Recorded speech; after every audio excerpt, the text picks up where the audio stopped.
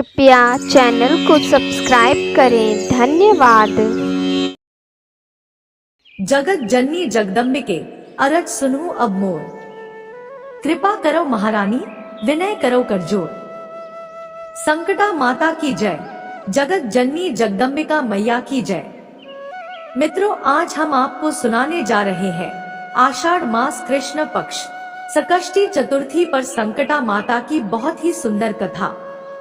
मित्रों, कहा जाता है कि संकष्टी चतुर्थी के दिन संकटा माता की कथा सुनने से घर में सुख शांति आती है। जो लोग नियमित रूप से यह कथा कहते और सुनते हैं, उनके घर में कभी कलेश नहीं होता और कभी धन धान्य की कमी नहीं होती है। इसलिए संकटा माता की कथा को प्रसन्न चित्त होकर सुने, माता आपकी सभी इच्छा जरूर पूरी करेंगी। तो चलिए मित्रों, संकटा माता के चरणों का ध्यान करते हुए शुरू करते हैं आज की व्रत कथा। मित्रों, एक समय की बात है, एक गांव में एक बुढ़िया रहा करती थी।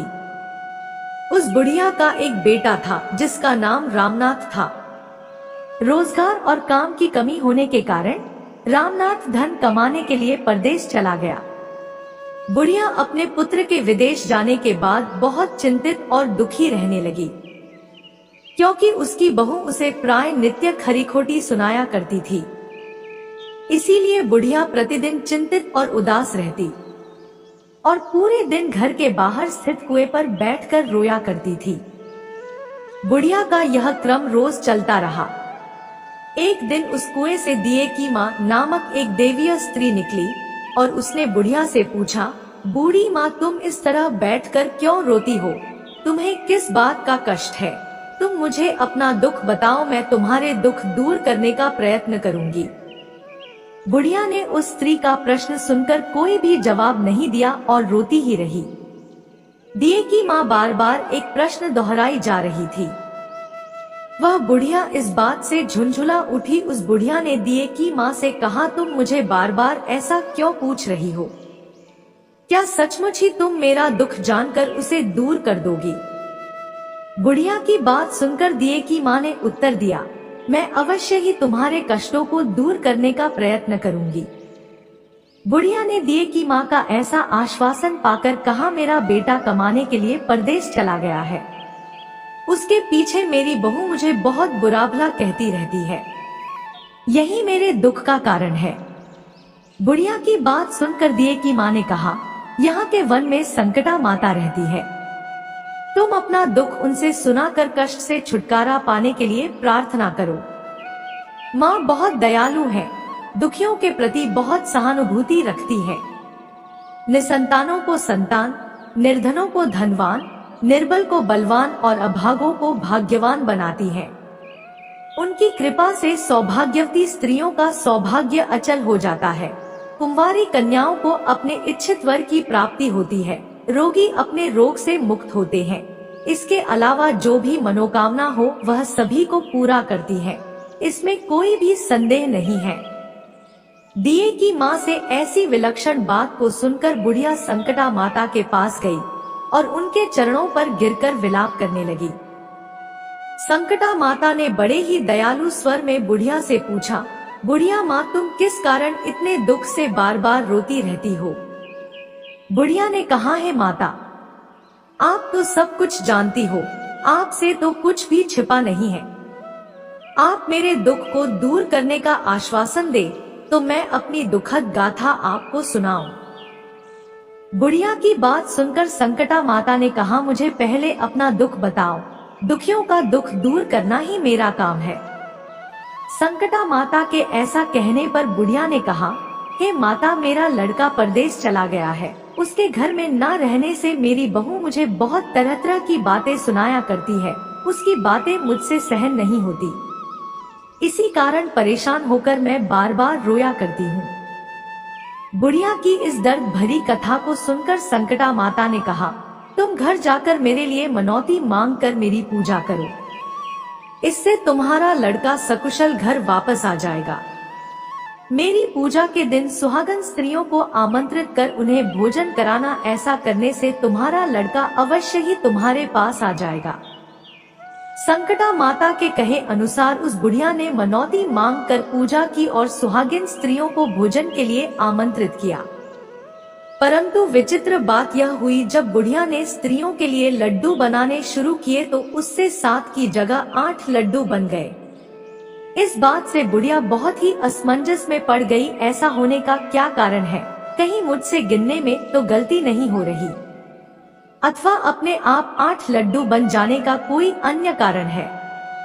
उसी समय संकटा माता एक वृद्ध स्त्री के रूप में बुढ़िया के सामने प्रकट हुई और बुढ़िया से पूछा, क्यों बुढ़िया, आज तुम्हारे यहाँ कोई उत्सव है क्या? यह सुनकर बुढ़िया बोली, आज मैंने संकटा माता की पूजा की है और सुहागिन स्त्रियों को भोजन के लिए आमंत्रित किया है, किंतु जब गिनकर 7 लड्डू बनाती हूँ तो वे लड्डू अपने आप ही 8 बन जाते हैं। मैं इसी बात से चिंता में पड़ गई हूँ। बुढ़िया की बात सुनकर संकटा माता ने कहा, क्या तुमने किसी बुढ़िया को भी आमंत्रित किया है? बुढ़िया कहने लगी, नहीं, मैंने ऐसा नहीं किया, परंतु तुम कौन हो? संकटा माता ने कहा, मैं बुढ़िया हूँ, मुझे ही आमंत्रित कर लो। ऐसा सुनकर बुढ़िया ने उस बुढ़िया रूपधारी संकटा माता को भोजन के लिए आमंत्रित कर लिया। इसके बाद बुढ़िया के घर पर सभी आमंत्रित सुहागनें आ पहुंची और बुढ़िया ने सबको लड्डू तथा अन्य मिठाई आदि का भोजन कराया। इससे संकटा माता उस बुढ़िया पर बहुत प्रसन्न हुई और माता की कृपा से उस बुढ़िया के बेटे के मन में अपनी माता और पत्नी से मिलने की इच्छा उत्पन्न हुई और वह अपने घर के लिए चल दिया। कुछ दिन बीतने के बाद वह बुढ़िया संकटा माता की पूजा कर सुहागिनों को भोजन करा रही थी कि किसी ने उसके लड़के के आने की सूचना दी, लेकिन बुढ़िया अपने काम में लगी रही। उसने कहा, लड़के को बैठने दो, मैं सुहागिनों को जीमा कर अभी आती हूँ। लड़के की बहू ने पति के आने का समाचार सुना। उसी क्षण पति के स्वागत के लिए तुरंत घर की ओर चल दी। लड़के ने अपनी पत्नी को देखकर मन में सोचा कि मेरी स्त्री मेरे प्रति कितना प्रेम रखती है, जो खबर पाते ही मुझसे मिलने आ गई, परंतु मेरी माँ को मुझ पर जरा भी प्रेम नहीं है। मेरे आने की खबर पाकर भी मेरी माँ मुझसे मिलने नहीं आई। जब पूजा का काम समाप्त हो गया, सभी सुहागिनें भोजन करके अपने अपने घर को लौट गई। बुढ़िया अपने बेटे से मिलने के लिए उसके पास पहुंची। माँ के आने पर लड़के ने पूछा, माँ अब तक कहाँ थी? माँ ने कहा, बेटा, मैंने तुम्हारी कुशलता के लिए संकटा माता से मनौती मांग रखी थी, उसी को पूरा करने के लिए सुहागनें जीमा रही थी। माँ ने उसके साथ हुए पूरे वृतांत को अपने बेटे से बताया। संकटा माता की महिमा से उसका मन अपनी पत्नी से हट गया। उसने माँ से कहा, माँ, या तो मैं यहाँ रहूंगा या यह रहेगी। बुढ़िया ने कहा, बेटा, तुम्हें मैंने बड़ी कठिन तपस्या से पाया है, इसीलिए तुम्हें छोड़ नहीं सकती, इसीलिए चाहे बहू का त्याग भी करना पड़े मैं कर सकती हूँ। अत लड़के ने अपनी स्त्री को घर से निकाल दिया। घर से निकलकर बाहर आई तो बहुत दुखी मन से एक पीपल के पेड़ के नीचे बैठकर रोने लगी। एक राजा उधर से जा रहा था, उसे रोता देखकर राजा रुका और पूछा, तुम क्यों रो रही हो? तब उसने अपनी सारी व्यथा राजा को कह सुनाई। राजा ने कहा, आज से तुम मेरी धर्म बहन हो, इसीलिए रो मत, मैं तुम्हारे सभी कष्टों को दूर करने का प्रयास करूंगा। यह कहकर राजा उस स्त्री को अपने महल में लेकर आ गया। महल जाकर राजा ने रानी को सारी कथा सुनाई और रानी को कहा, देखो, आज से मेरी यह धर्म बहन है, इसी महल में रहेगी और इसको किसी भी प्रकार का कष्ट नहीं होना चाहिए। राजा के यहाँ पहुंचकर कुछ दिन बाद धर्म से प्रेरित होकर रामनाथ की स्त्री ने भी संकटा माता का व्रत आरंभ कर दिया और संकटा माता के निमित्त सुहागिनों को भोजन कराने के लिए आमंत्रित किया और उसने रानी को भी आमंत्रित किया। जब सभी सुहागिनें लड्डू खाने लगी तो रानी ने कहा, मुझे तो रबड़ी, मलाई और स्वादिष्ट मिष्ठान ही हजम होते हैं, यह पत्थर समान लड्डू कैसे हजम होंगे? ऐसी अवहेलनापूर्ण बातें कहकर रानी ने लड्डू खाने से मना कर दिया।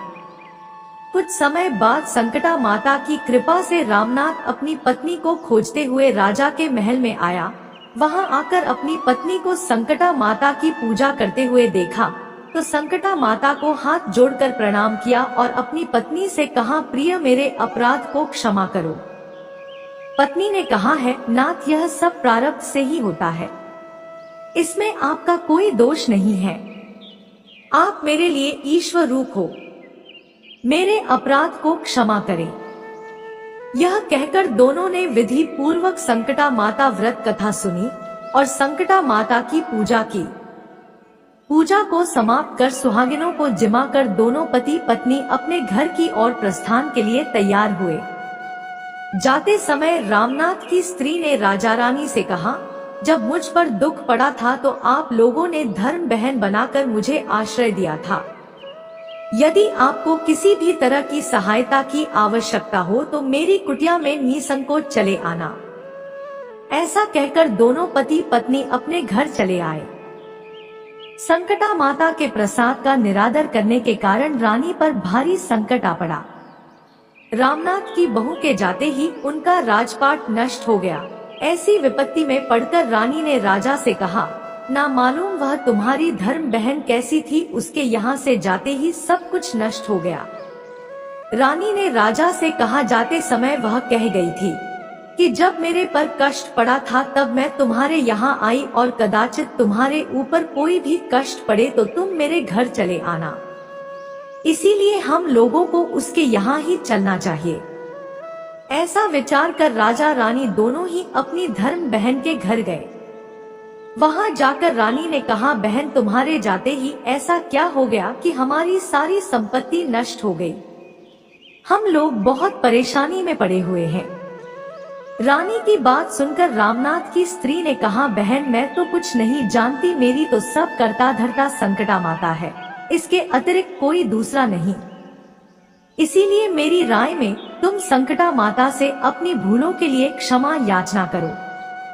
उन्हीं की मान मनौती से तुम्हारा काम बन जाएगा। तुम्हारे सारे बिगड़े काम अपने आप सुधर जाएंगे। रामनाथ की स्त्री की बातें सुनकर रानी ने श्रद्धा भक्ति से संकटा माता का व्रत किया और सुहागिनों को जीम कर अनजाने में हुई अपनी सब भूलों के लिए संकटा माता से बार बार क्षमा मांगी। रानी के ऐसा करते ही संकटा माता प्रसन्न हो गई और रात में रानी को स्वप्न में कहा कि तुम दोनों पति पत्नी अपने महल को चले जाओ, वहां जाकर मेरी पूजा करना और मेरे निमित्त सुहागिनों को जिमना। ऐसा करने से तुम्हारा गया हुआ राजपाट तुम्हें दोबारा वापस मिल जाएगा। सुबह होते ही रानी ने अपने स्वप्न की बात राजा को बताई। रानी की बात सुनते ही राजा उसी क्षण रानी को साथ लेकर अपने महल की ओर चल दिया। महल में आने के बाद राजा रानी ने संकटा माता के कहे अनुसार पूर्ण भक्ति भाव से माता संकटा की पूजा की और सुहागिनों को भोजन कराया। ऐसा करने से उनका बिगड़ा हुआ सारा समय सुधर गया और सारा राजपाट उन्हें वापस मिल गया। वह पहले की तरह सुख शांति से राजपाट को भोगने लगे।